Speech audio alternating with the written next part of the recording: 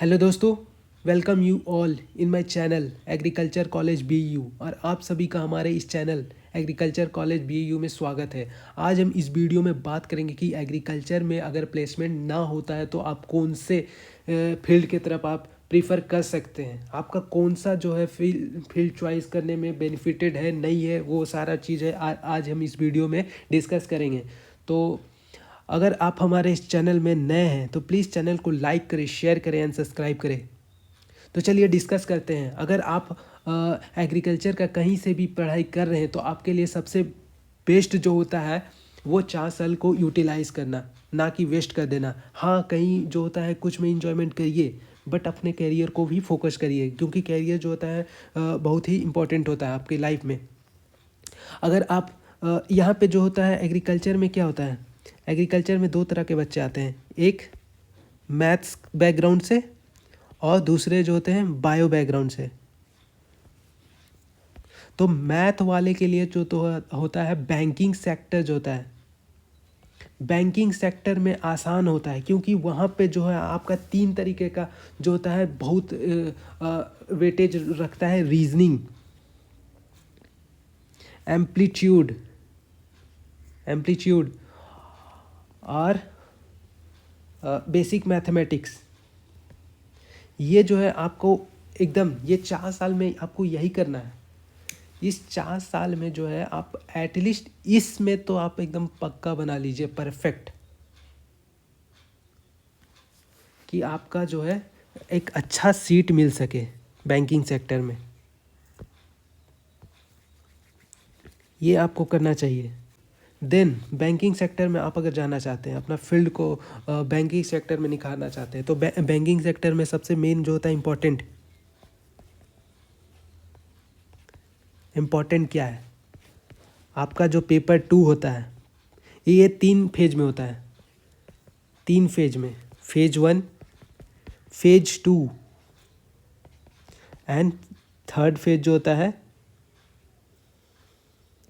Phase 3 जो होता है इंटरव्यू। ये 3 फेज है आपका, phase 1, phase 2 and phase 3 interview phase होता है। इन फेज में देखिए, सबसे पहला इसमें जो होता है आपका जो होता है इनहेंस डेवलपमेंट को भांपता है। आपका जो क्या एबिलिटी, आप में क्या खासियत है, उसको जो होता है निखारा जाता है। तो इसमें जो है एक कटअप पार करना रहता है, सिर्फ एक कटअप पार करना रहता है। जिस कटअप को आप पार कर लीजिएगा इजी। अगर मैथ बैकग्राउंड में आपका जो है बेनिफिट है असेसन रीजन ये, तो मैं तो बोलूँगा आप इन 4 साल को यूटिलाइज़ करिए। कम से कम एक फील्ड तो स्ट्रॉन्ग कर लेना है, जैसे कि क्वांटिटेटिव एम्पलीट्यूड, जो आपका जो होता है मेन मोटिव होना चाहिए मैथ वाले बच्चों का, कि ये मेरा स्ट्रॉन्ग पोर्शन है, इसको कहीं से भी हमको क्रैक निकाल लेना है, इसका इस कटअप में इसमें आपको नहीं पीछे आना है, बना लेना है। इन 4 साल में आप मस्ती करिए, नो डाउट करना चाहिए। और बाकी सिलेबस जो है एग्रीकल्चर वालों का बहुत सारा मैच करता है इसमें। तो और इसमें एक है खासियत कि आपके लिए एक सीट जो होता है रिजर्व्ड होता है, एग्रीकल्चर के लिए अलग से फॉर्म भराता है, ठीक है। ऐसा नहीं है कि आपको पूरा सारे मतलब एक ही में डाल दिया जाए। एग्रीकल्चर वालों के लिए ही जॉब जो है IBPS AF हो गया, नबार्ड हो गया, बट ये सेंट्रल लेवल पे होता है, ठीक है। तो आपके लिए ये है। और अगर आप बैंकिंग में सेक्टर बनाना चाहते हैं तो इन 4 साल में आपको एक और काम करना है। बैंकिंग सेक्टर में एक और काम करना है आपको, टाइपिंग। आपको जो है क्वेश्चन लिखने आएगा फेज 2 में 3 से 4 क्वेश्चन रहता है, जिसको आपको इसमें आपको टाइप करना होगा कंप्यूटर से, ठीक है। यहाँ टाइपिंग टेस्ट करता है आपका सेकेंड फेज में। MCQ भी रहता है, अब डिपेंड करता है कौन सा वैकेंसी आप फिल कर रहे हैं। तो इन 4 साल में आपको जो करना है, पहला जो आपका बेसिक है, मैथ वाले स्टूडेंट का वो होता है मैथमेटिक्स बेस्ड होता है, वो एसेसन रीजन जो इन्हेंसमेंट और एम्पलीट्यूड जो होता है आपका जो चेकिंग होता है, वो आपको जो होता है बहुत ही मस्ट, आपको जो बाद में ज़रूरी पड़ेगा। दूसरा जो है आपको टाइपिंग। और तीसरा जो है पढ़ाई तो हो रहा है, 4 साल में क्या करिएगा आप, कुछ ना कुछ तो ज्ञान नॉलेज मिलेगा ही, ऐसा नहीं है कि नहीं मिलेगा। वो उस ज्ञान को जो होता है इकोनॉमिक और ये सेक्टर में आता है आपका इकोनॉमिक्स जो होता है वो इकोनॉमिक्स एग्रीकल्चर से रिलेटेड जो होता है क्वेश्चन पूछा जाता है, तो ये आपको इसमें कमांड करना है। ये था आपका, ये इतना चीज़ था जो आप मैथ वाले हैं, और बायो वाले भी इसको भर सकते हैं, ऐसा नहीं है। एग्रीकल्चर जो होता है दोनों का होता है, तो उनको मैं बायो वाले को मैं यही सजेस्ट करना चाहूँगा कि आप भी इन 4 साल में कम से कम एटलीस्ट कम से कम क्वांटिटेटिव एप्टीट्यूड में और टाइपिंग में बैंकिंग सेक्टर के लिए। चलिए अब देखते हैं कौन कौन सा वैकेंसी आता है आपके लिए। पहला बैंकिंग सेक्टर में बात करते हैं तो फर्स्ट में आ जाता है आपका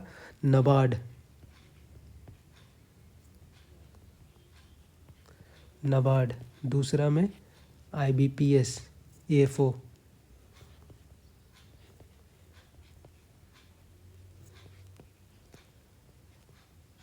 असिस्टेंट फील्ड ऑफिसर, तीसरा में आ जाता है, इसमें 2 ग्रेड होता है, ग्रेड A के लिए एग्ज़ाम होता है, ग्रेड A और ग्रेड B, ये असिस्टेंट फील्ड ऑफिसर। थर्ड आपका आता है SBI का junior agricultural associate.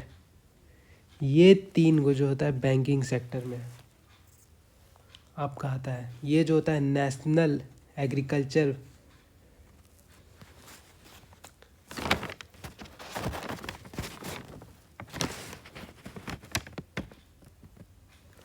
NABARD, national bank for agricultural and rural development, ये जो होता है विलेज में होता है, डिस्ट्रिक्ट वगैरह में हो जाता है, डिस्ट्रिक्ट लेवल पे हो जाता है, जो आपको इसके थ्रू आपका जो होता है विलेज में जो होता है बैंकिंग को प्रमोट किया जाता है। रूरल एरिया में जो है आपको डिस्ट्रिक्ट लेवल में होता है ऑफिसर होता है, जिसमें आपको लोन वगैरह के बारे में जो होता है बताना रहता है, ये सब लोन देना, प्रोवाइड करना, रूरल का डेवलपमेंट कैसे होगा, एग्रीकल्चर रूरल सेक्टर में डेवलपमेंट कैसे होगा, ये सब जो होता है इस बैंक के तहत होता है।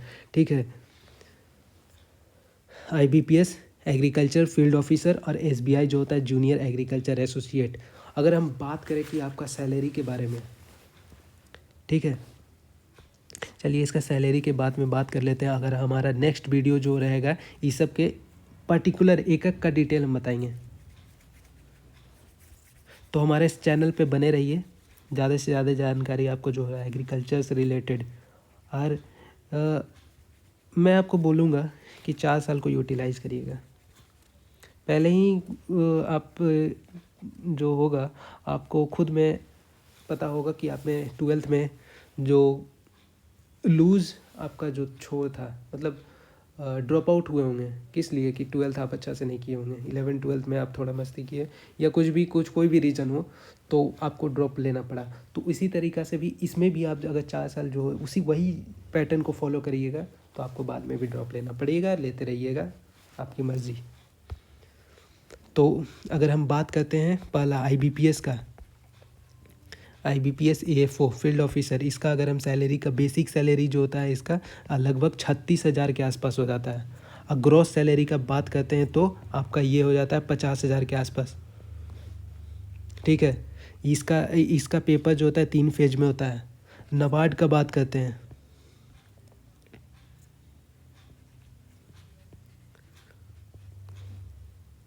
नबार्ड का असिस्टेंट मैनेजर ग्रेड A में जो होता है असिस्टेंट मैनेजर का होता है,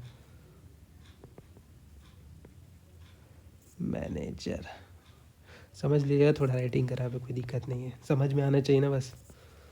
असिस्टेंट मैनेजर, ठीक है, इसका बेसिक पे सैलरी जो है 28,000, और ग्रोस का अगर हम बात करते हैं तो 70,000। ठीक है, देन आफ्टर अगर हम बात करते हैं ग्रेड बी में जो होता है, इसमें जो होता है development assistant in rural development banking service, RDBS जो होता है, लिख ही देते हैं, BS डेवलपमेंट कैसे जो होता है रूरल एरिया का डेवलपमेंट करे। इसमें जो होता है बहुत सारा जो होता है फील्ड का कौन कौन सा यूनिट में आपका जो सिलेक्शन होगा उसके हिसाब से कहाँ पोस्टिंग होगा रूरल एरिया में, हम नेक्स्ट वीडियो में बात करेंगे। तो इसमें आपको मेन जानना है सैलरी कितना है, ठीक है। आपको बेसिक सैलरी जो है 35,000 है और ग्रोस सैलरी जो है 78,000 है, 78,000 तक। ये थोड़ा जीरो थोड़ा अच्छा नहीं लग रहा होगा तो मत समझिएगा, मैथमेटिक्स उतना वीक है, ठीक है ना, क्योंकि यहाँ हैबिट नहीं है इस टाइप का पेन वगैरह से लिखने का। चलिए मैनेज कर लीजिएगा थोड़ा बहुत। ये 35,000 है, ये 78,000 है, ठीक है ना। समझ में आ रहा है ना, बस समझना चाहिए आपको कि आपका बैंकिंग सेक्टर में 3 तरह का जॉब है। तीसरा अगर हम बात करते हैं, चलिए तीसरा बात ही कर ही लेते हैं, तीनों का ज्ञान हो जाएगा आप लोग को। आइए देखते हैं तीसरा जो होता है, बहुत ही अच्छा है आपके लिए। तीसरा जो है SBI में है भाई। अब अच्छा लग रहा है ना, SBI थोड़ा नाम सुना सुना लग रहा होगा। हाँ चलिए, जूनियर एग्रीकल्चरल एसोसिएट इसका होता है। ये भी 3 फेज का एग्ज़ाम होता है, फेज 1, फेज 2, फेज 3। तीनों का आप सिलेबस देखिएगा ना तो आपको क्या निकल के आएगा कि आपको रीजनिंग, एम्पलीट्यूड, बेसिक मैथमेटिक्स, ये जो है आपको कमांड कर लेना है। तो इसका अगर हम सैलरी का बात करते हैं तो इसका जो है 20,000 महीना सैलरी है, और ग्रोस सैलरी का बात करते हैं तो ये आपका लगभग 30,000 जाता है।